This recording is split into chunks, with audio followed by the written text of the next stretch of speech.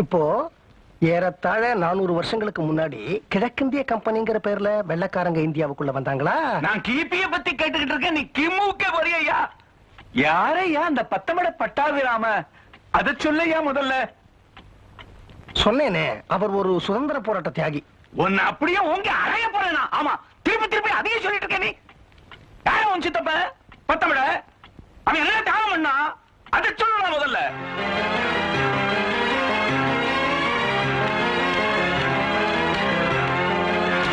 டாய் கந்தசாமி,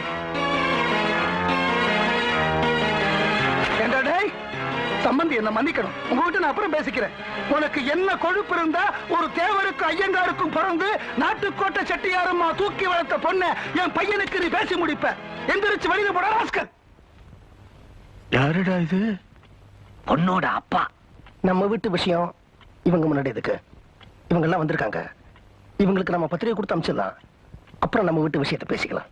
நீ யாரா மானம் கெட்ட பையன் என் பொண்ணு கல்யாணத்துக்கு பத்திரிகை கொடுக்கறதுக்கு? கடப்பாறை எடுத்து மண்டைய பொழந்துடுவேன். அடிதடி ஆயிரும் போல் இருக்கடா. வட ஓடி போயிடலாம். கந்தசாமி,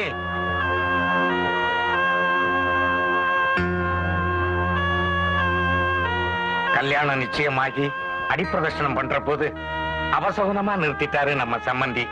நீங்க கொஞ்சம் எடுத்து சொல்லுங்க.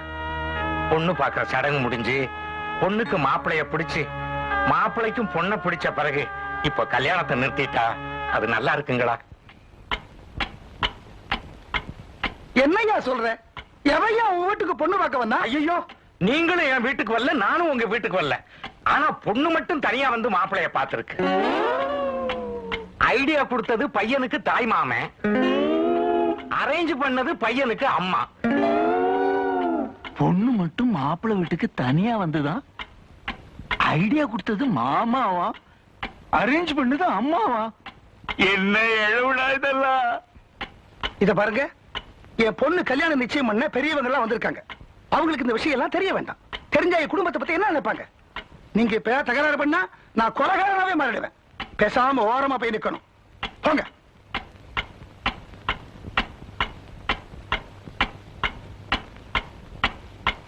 சார், நான் பொண்ணுக்கு அப்பா, நியாயமானவன்.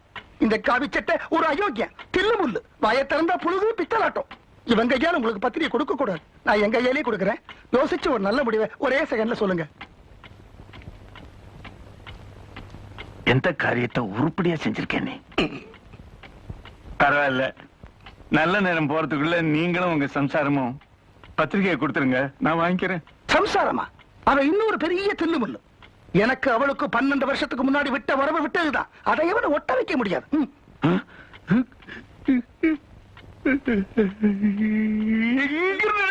இந்த சம்பந்தத்தை, இந்த மாதிரி பொண்டாட்டியும் புருஷனும் பேசிக்காத குடும்பத்தை இந்த உலகத்துல நான் பார்த்ததே கிடையாது.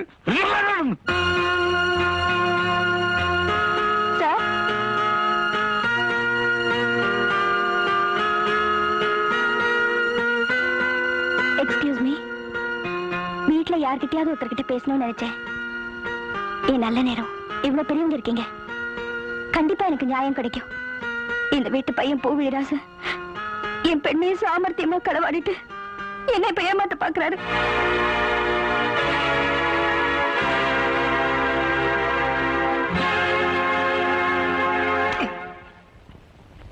உங்கள யாராவது ஒருத்தர் அவர்கிட்ட நல்ல விதமா சொல்லி எங்க 2 பேரையும் சேர்த்து வச்சிருங்க பிளீஸ். உங்க தங்கச்சி கைய கால பிடிச்சாவது நம்ம பொண்ண அவ மூத்த பையன் சாரங்கபாணிக்கு பேசி முடிச்சாலும் சரி, இல்ல 2வது பையன் பூவிராஜனுக்கு பேசி முடிச்சாலும் சரி.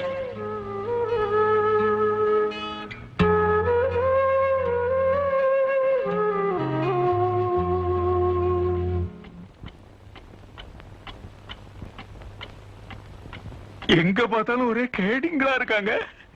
இந்த கேடிங்க கூட்டத்துல எனக்கு சம்பந்தமே வேண்டாம். என்ன விட்டுடுங்க. அவன் சொல்லிட்டானா, எனக்கு தட தட வருது, என்ன விட்டுடுங்க.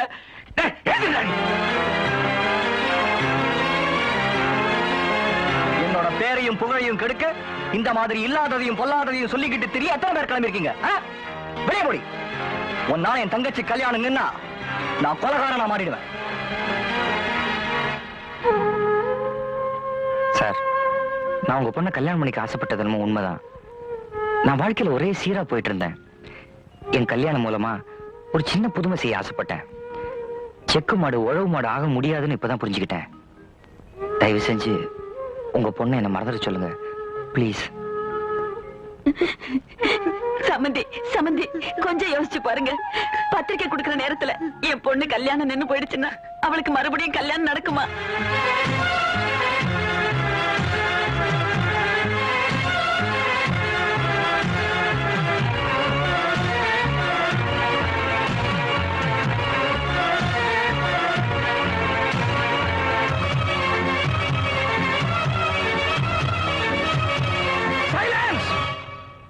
சார், பொய் சொன்னது நானு.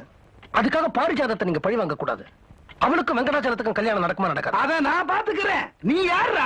நீ வெளியே போடா பரதேசி. டேய், இவ்வளவு பெரிய சபையில இந்த பொண்ணு சொல்லக்கூடாத ஒரு விஷயத்த சொன்னா அது பின்னாடி உண்மை இருக்குன்னு அர்த்தம். அவளுக்கு நீ தாலி கட்ட முடியுமா முடியாதா? உண்மை இருக்கா இல்லையான்னு நான் பாத்துக்கிறேன். நீ யாரா நடுவுல? நீ வெளியே போட டியூட்டி. சாரங்கபாணி, நீ நீலவேணியை விரும்பல, கட்டிக்கிட்டு அவளை தான் கட்டிக்குவேன் உங்க அம்மா கிட்ட சொல்லல. அதை வச்சுதான் அவன் மனசு ஆசையை வளர்த்தா. நீ அவளை கல்யாணம் பண்ணிக்க முடியுமா முடியாதா? அத கேட்க நீ யாரா? வெளியே போட நாய.